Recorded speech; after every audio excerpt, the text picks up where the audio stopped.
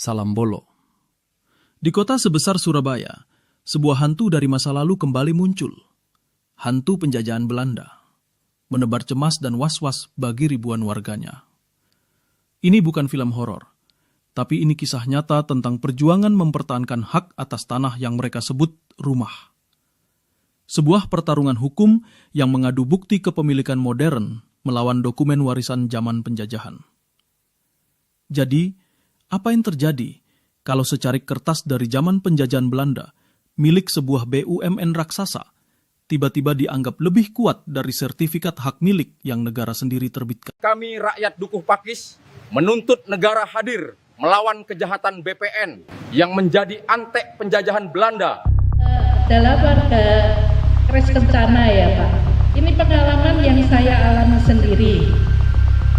Pada tahun ini, sertifikat hak guna bangunan saya itu habis.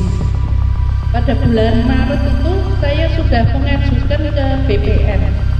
Tapi di BPN itu berkasnya ditolak. Karena katanya terindikasi disinyalir tanah Egendom.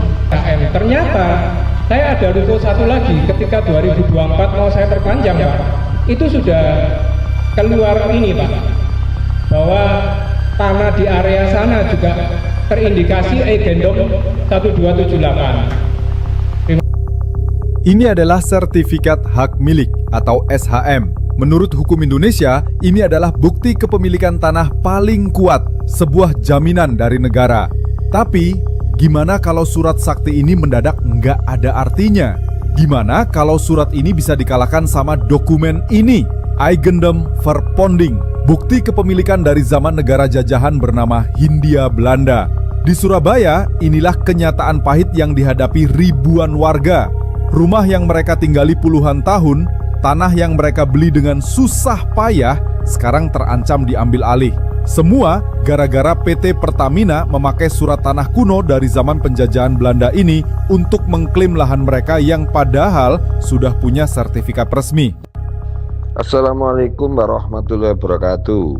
Permasalahan kronologis tanah warga yang terdampak klaim sepihak PT Pertamina yang melewati Kecamatan Dukuh Pakis, Kecamatan Wonokromo, Kecamatan Sawahan mulai tahun 2009 saat 18 warga Kelurahan Sawunggaling, Kecamatan Wonokromo mengajukan permohonan sertifikat ke BPN ditolak.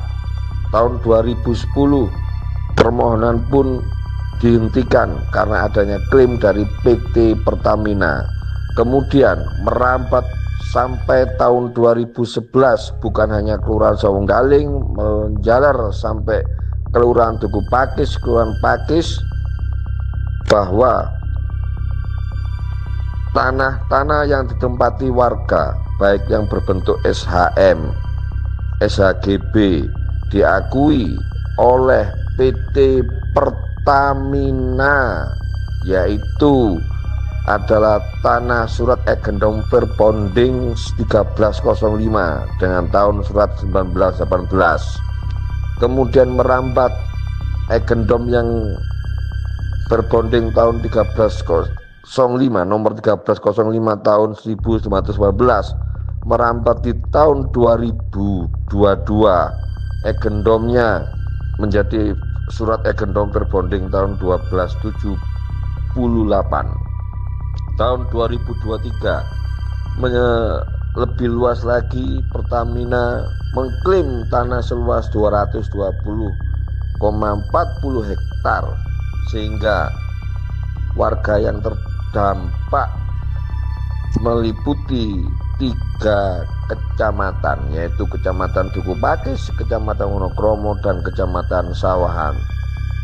Dari 3 kecamatan itu ribuan orang yang akan terpapar jika aspirasi yang akan kita naikkan ke DPR.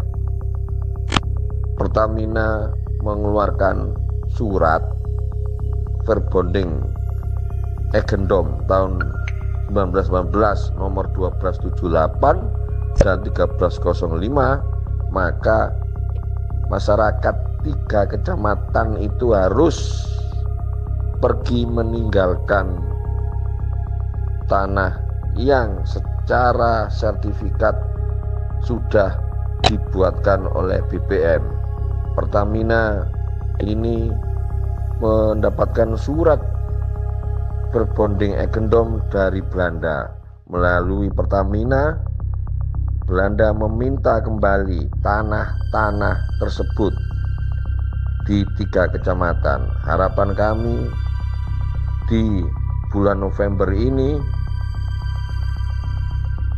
masyarakat Surabaya yang akan menghadap ke DPR pusat diterima dan blokir atas BPN di Surabaya itu dibuka kembali.